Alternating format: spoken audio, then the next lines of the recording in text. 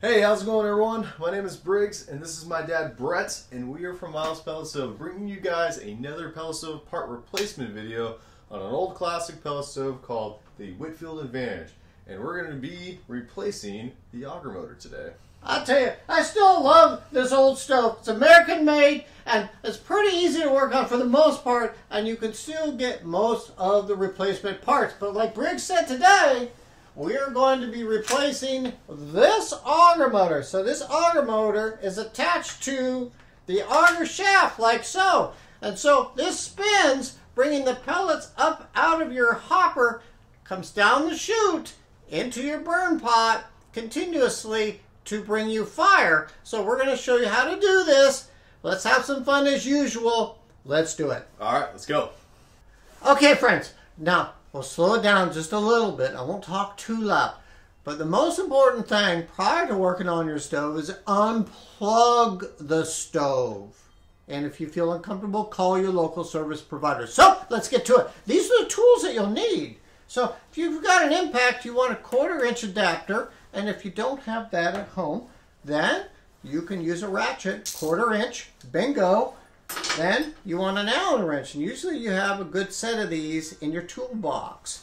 And the last thing that you will need, which I think is really, really important, because a lot of times these auger motors don't come off really freely. You want a nice pair of gloves to protect your hands. Let's go to the next step. Briggs is going to show you how to do it. All right, let's tackle your auger motor. So, the easiest way, in our opinion, to tackle this auger motor is to tackle it from the back. Is it possible to go from the sides? Yes, but you're going to run in with very little room, and you're going to see why right here. So, we're going to get your 1/4 inch, and we're going to be tackling the screws to remove this bottom panel. I'm going to go one at a time, and keeping organized as best you can. These top ones, if the metal of your stove is still pretty even up here, and the test of time hasn't warped it too much, you can just unscrew them lightly, pull them through the holes like that, and there you go. I'm going to put this panel off to the side, and then right there, you guys can see all in here in the back of the stove. And we're going to be focusing on this guy right here. Now, before we do, look at all this areas in here. As you can see, if you went to this side, very little room, and this is why we like going here, because personally we like as much room as possible to work with. So let's go to town on this guy. You're gonna have 2 wire leads, and you can gently, be careful folks, gently pull them off as so, and make sure you don't crack or break anything, because there's some plastics in here. And because these stoves are pretty old, things can get a little brittle. You just want to make sure you don't have excessive force and start breaking stuff. Right in here, this auger motor is held by a C-ring and a bolt right here. Now, this bolt will not always be in this spot, because it always spins. It could be over here, and so it can be very random when you're tackling your own.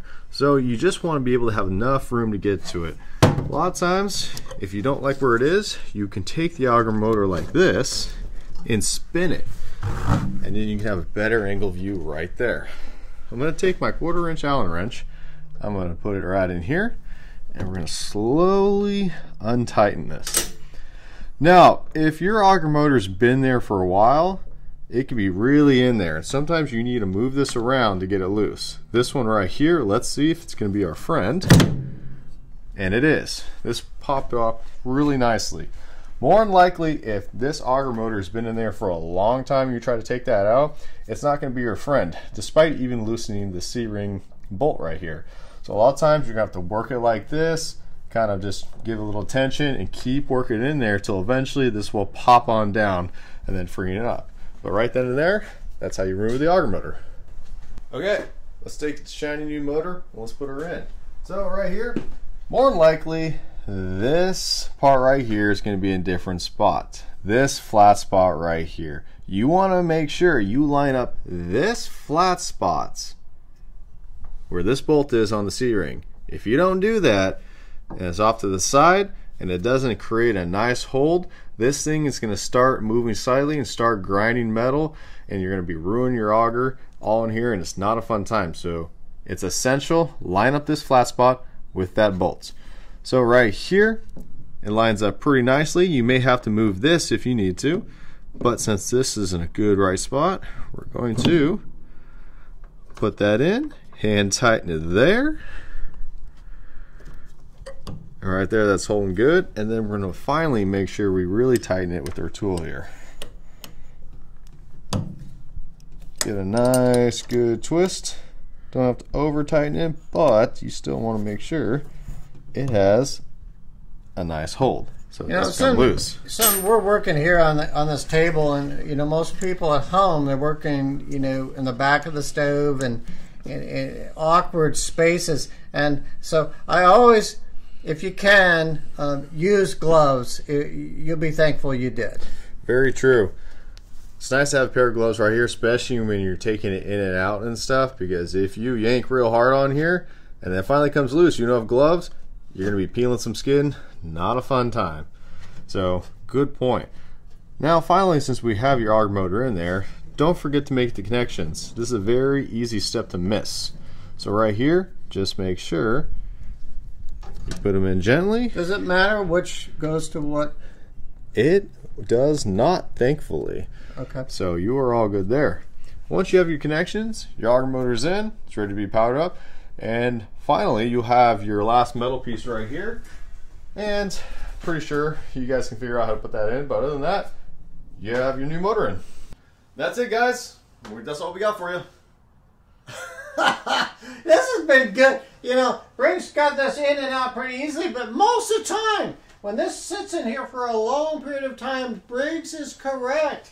It will stick, and it won't come out after you undo this bolt. So you have to gingerly go back and forth, back and forth, back and forth. Pretty soon it will come out, and you'll be very, very happy. But again, a Whitfield Advantage stove, it's still a good one. And I tell you, I'm going back to this. You didn't see this, but this goes up in there, and the motor attaches to this.